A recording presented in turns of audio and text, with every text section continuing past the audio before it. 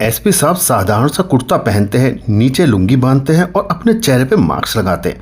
Mask लगाने के बाद वो सीधा थाने के अंदर जाते हैं और वहाँ दरोगा से एक लड़की को छोड़ने के लिए कहते हैं कि आपने जिस लड़की को पकड़ा है वो लड़की बिल्कुल निर्दोष है, इसने कुछ भी नहीं किया और आप इसे बेवजह पकड़ के बैठे हो। लेकिन जो दरोगा साहब थे वो इस बात से चिढ़ जाते हैं और एसपी साहब के ऊपर ही उल्टा हाथ उठाने की कोशिश करते हैं। इसके बाद एसपी साहब हाथ रोकते हुए उनको अपना आईडी कार्ड दिखाते हैं। दोस्तों, कौन थे वो एसपी साहब और किस वजह से वो इस लड़की को थाने में लेकर आए थे और क्यों वो छुड़ाना चाहते थे, आइए जानते हैं आज की इस दिल छू लेने वाली सच्ची कहानी पर। वीडियो में आगे बढ़ने से पहले मेरी आपसे एक रिक्वेस्ट रहेगी कि आप हमारी इस वीडियो को लाइक करके चैनल को सब्सक्राइब जरूर कर लें और वीडियो अच्छी लगे तो अपने दोस्तों के साथ शेयर करना बिल्कुल ना भूलें। दोस्तों, बिहार के गया में एक शॉपिंग मॉल था, जिस शॉपिंग मॉल की पार्किंग में एक लड़की काम किया करती थी। इस लड़की का नाम संगीता होता है। संगीता बेहद गरीब परिवार से थी और उसके पिता और भाई रेलवे स्टेशन पर फल फ्रूट का काम किया करते थे और बस इसी से उनका गुजर बसर हुआ करती थी। संगीता शॉपिंग मॉल की पार्किंग में काम किया करती थी। जल्द ही उसको शॉपिंग मॉल पार्किंग के अंदर पार्किंग का इंचार्ज बना दिया जाता है और वे वहां पर अच्छी और ईमानदारी से काम करने लगती है। तभी एक दिन शॉपिंग मॉल के पार्किंग के अंदर एक लड़का अपनी कार लेकर आता है और कार लाकर गलत जगह पे पार्क करने लगता है। इसके बाद संगीता इस बात का विरोध करती है और उस लड़के को वहां पे कार खड़ी करने से साफ मना कर देती है और बोलती है कि कार को सही जगह पार्किंग में लगाओ। संगीता की ये बात सुनने के बाद वो लड़का उससे बहस करने लगता है। संगीता उसे समझाती है कि आप गाड़ी को इस तरह से पार्क करेंगे तो दूसरी गाड़ी को निकलने में आने जाने में प्रॉब्लम होगी। लेकिन वो लड़का संगीता पर गुस्सा करता है और उसे उल्टी सीधी बातें बोलने लगता है। अब संगीता जैसे ही इस बात का ज्यादा विरोध करती है तो वो अपने एक पुलिस वाले दोस्त को फोन करके उसे बुलाने के लिए कहता है। दोस्तों, वो लड़का कोई और नहीं बल्कि वहां के पूर्व नेता का बेटा था और वो अपने सामने संगीता को कुछ भी नहीं समझ रहा था। इसके बाद उसने अपने एक जानने वाले दरोगा को फोन किया और फोन करके उसे बताता है कि पार्किंग में एक लड़की अब उसको कार पार्क करने नहीं दे रही। अब इस बात को जैसे ही दरोगा साहब सुनते हैं तो वो दरोगा साहब इस लड़के का अच्छा दोस्त था। तो उसके बाद वो पूछते हैं कि अच्छा मुझे मॉल का नाम बताओ, किस मॉल में हो तुम? तब वो बताता है कि मैं इस शॉपिंग मॉल में हूँ। तो वो दरोगा साहब बोलते हैं कि तुम बस 2 मिनट रुको क्योंकि मैं भी इसी मॉल के अंदर हूँ और अभी पहुँच रहा हूँ। इसके बाद फ़ोन काट देते हैं और दरोगा साहब फिर अपने पुलिस स्टेशन में फ़ोन करते हैं और वहाँ से कुछ पुलिस वालों को और बुला लेते हैं और फिर पुलिस की गाड़ी में बैठकर वहाँ पे पहुँच जाते हैं। इतनी देर में दरोगा भी वहाँ पहुँच गया था और वहाँ पहुँचने के बाद उस लड़की को धमकाने लगते हैं कि तुमने किससे पंगा लिया शायद तुम्हें पता नहीं। लेकिन वो लड़की तो अपना काम बस ईमानदारी से कर रही थी और बोलते हैं कि मैं जो काम कर रही हूँ सही कर रही हूँ, इसके लिए मुझे किसी से सीखने की ज़रूरत नहीं है। बस यही बातें थी जो कि दरोगा साहब और उस नेता के बेटे को और बुरी लग जाती हैं। इसके बाद दरोगा जो होता है उस लड़की को अरेस्ट कर लेता है और अरेस्ट करने के बाद थाने ले आता है। दरोगा जी और मंत्री के बेटे ने मिलकर कार का पीछे वाला शीशा तोड़ दिया और आरोप लगाया कि इस लड़की ने इस कार के अंदर गहने चुराए हैं, इसी वजह से हमने इसे पकड़ लिया है। इसके बाद दरोगा साहब उस लड़की को ले जाकर लॉकअप में बंद कर देते हैं। इधर संगीता के पिता सुरेश और भाई रोशन को पता चलता है तो सीधे दौड़े दौड़े वो थाने पहुंचते हैं और वहां जाकर अपनी बहन से बात करने लगते हैं। पूछते हैं कि बहन क्या बात हो गई और क्यों तुम्हें पुलिस वालों ने यहाँ बंद किया है।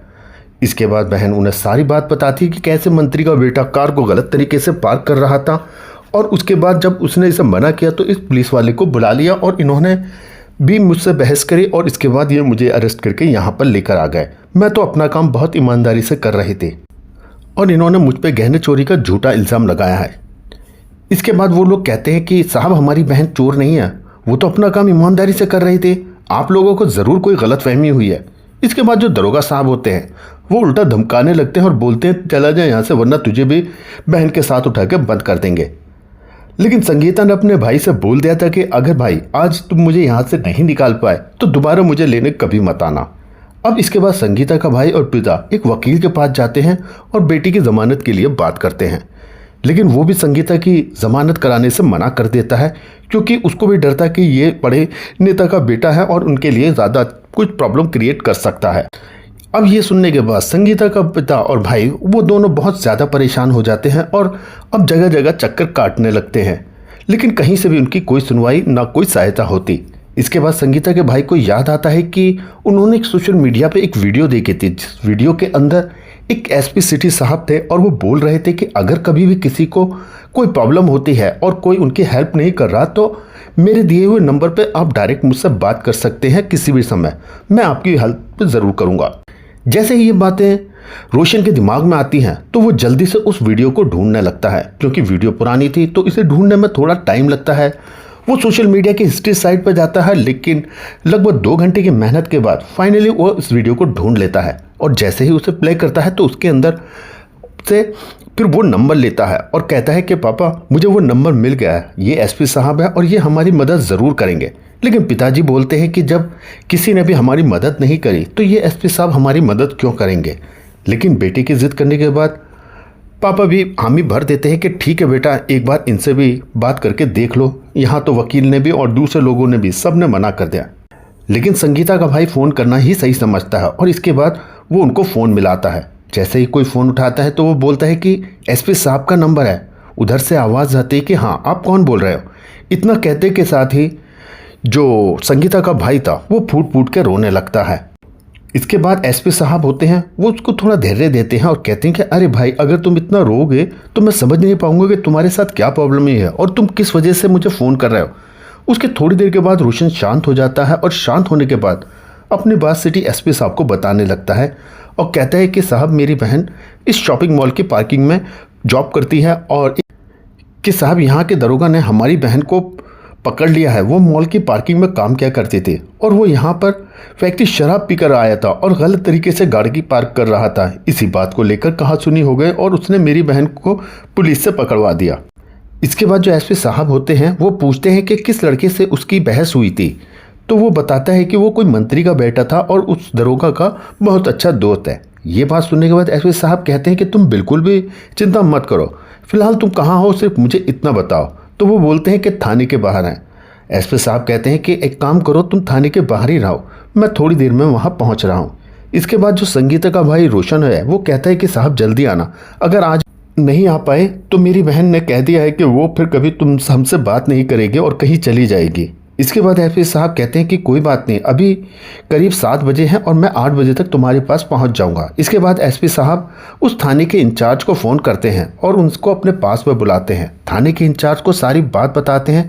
थाने का इंचार्ज भी ये बात सुनने के बाद बहुत गुस्सा होता है और वो कहता है कि ठीक है साहब, अगर ऐसी बात है तो मैं आपके साथ हूँ, हम दोनों एक साथ चलते हैं और चलने के बाद देखते हैं कि क्या मामला है। इसके बाद एसपी साहब इंचार्ज से कहते हैं कि मैं साधारण से कपड़े पहनकर जाऊंगा और मैं देखूंगा कि क्या मामला है, किस तरह से वो लोगों से बर्ताव करता है और किस तरह से वो अपनी ड्यूटी कर रहा है। अब थाना इंचार्ज की एक टीम और एसपी साहब की एक टीम अलग अलग बना दी जाती है। एसपी साहब एक साधारण सा कुर्ता पहने नीचे एक लुंगी बांधे हुए अपनी टीम को लेकर थाने की तरफ चल देते हैं। थाने से करीब 150 मीटर दूरी पे एक चौराहा आता है। वहाँ पर एसपी साहब बोल देते हैं कि तुम सब मेरा यहीं पर वेट करना, अगर मैं तुमको मिस कॉल दूं या कॉल करूं उसके बाद तुम सब लोग आ जाना, पहले मैं जाके थाने में बात करता हूं।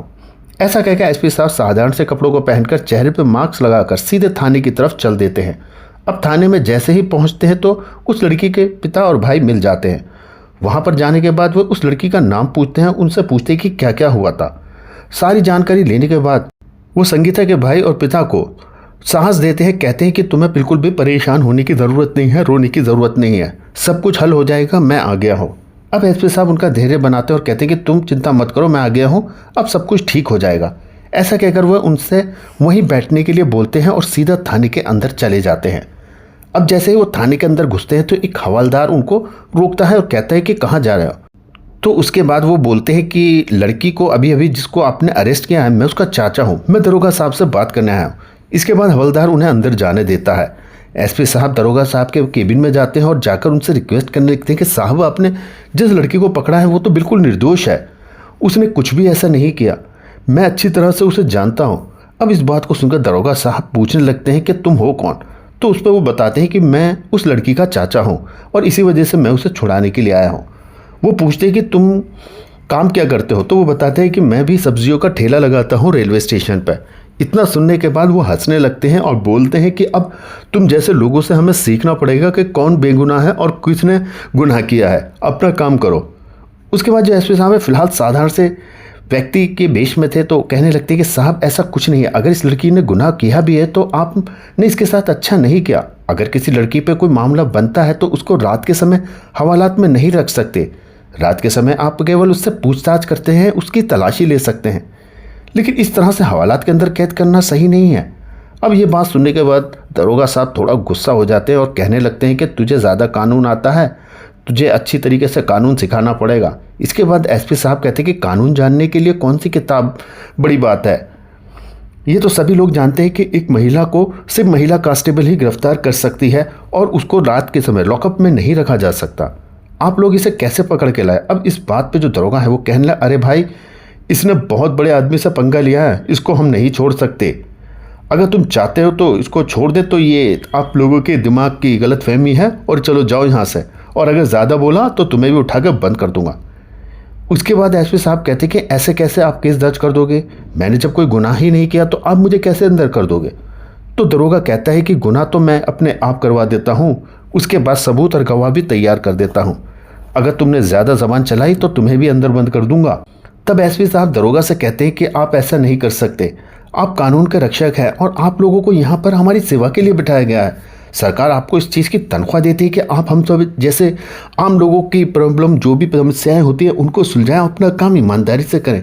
आप ऐसा बिल्कुल नहीं कर सकते। इतना सुनने के बाद दरोगा को गुस्सा आ जाता है और वह फ़ौरन से अपनी कुर्सी से खड़ा होता है और एसपी साहब की तरफ जाकर उनका गिरेबान पकड़ता है और एक ज़ोरदार से चाटा मारने की एसपी साहब को कोशिश करता है। तभी एसपी साहब उसका एकदम से हाथ पकड़ लेते हैं और दूसरे हाथ से अपना आईडी कार्ड दिखाते हैं। दरोगा साहब जैसे ही आईडी कार्ड देखते हैं तो एकदम उनके पैरों तले ज़मीन खिसक जाती है और वो चुपचाप खड़े हो जाते हैं। इसके बाद एसपी साहब अपना फ़ोन निकालते हैं और फ़ोन निकालने के बाद अपनी टीम को वहाँ पर बुला लेते हैं। 2-3 मिनट के अंदर ही पूरी टीम थाने के अंदर आ जाती है। वहाँ आने के बाद एसपी साहब दरोगा की कुर्सी पर बैठते हैं और बैठने के बाद दरोगा से पूछते हैं कि हाँ दरोगा साहब, ये बताइए आपने इस लड़की को किस जुर्म में अरेस्ट किया है? उसके बाद दरोगा साहब भी सदमे में थे और चुपचाप खड़े होते हैं। एसपी साहब दोबारा से पूछते हैं कि मैं आपसे पूछ रहा हूँ कि आपने इस लड़की को किस जुर्म में पकड़ा है? कुछ होश है नहीं है? चलो बताओ। इसके बाद एसपी साहब पूछते हैं कि तुमने किस जुर्म में अरेस्ट किया, बताओ। तो दरोगा साहब कहते हैं कि इस लड़की ने एक लड़की की कार से गहने चुराए हैं, इसी जुर्म में बंद किया।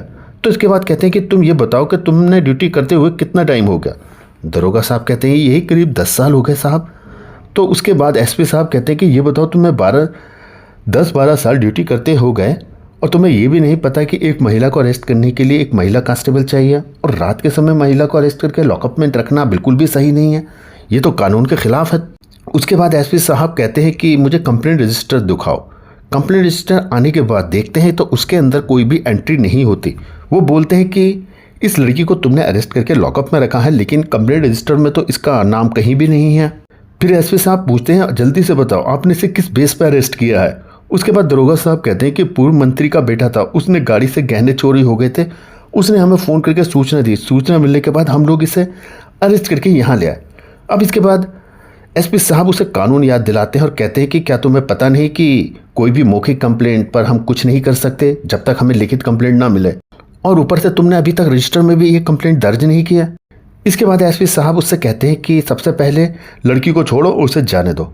इसके बाद दरोगा साहब उस लड़की को छोड़ देते हैं और संगीता अपने भाई और पापा से मिलकर बहुत खुश होती हैं और वो लोग एसपी साहब का बहुत धन्यवाद देते हैं, जिसके बाद वो घर चले जाते हैं। इधर एसपी साहब दरोगा साहब से पूछते हैं कि तुमने कानून के खिलाफ काम किया है, तुमने बहुत गलत किया। फिर संगीता अपने भाई और पापा से मिलकर बहुत रोती है और बताती है कि मैंने कुछ भी गलत नहीं किया था। वो बोलते हैं कि हम जानते हैं कि तुम सही, और फिर वो लोग वहाँ से चले जाते हैं। एसपी साहब दरोगा साहब को लाइन हाजिर कर देते हैं। उसके बाद संगीता की वापस अपनी मॉल की शॉपिंग में जॉब लग जाती है और वो फिर से अपनी जॉब करने लगती है। दोस्तों, आपको ये कहानी कैसी लगी हमें कमेंट्स बॉक्स में ज़रूर बताएं।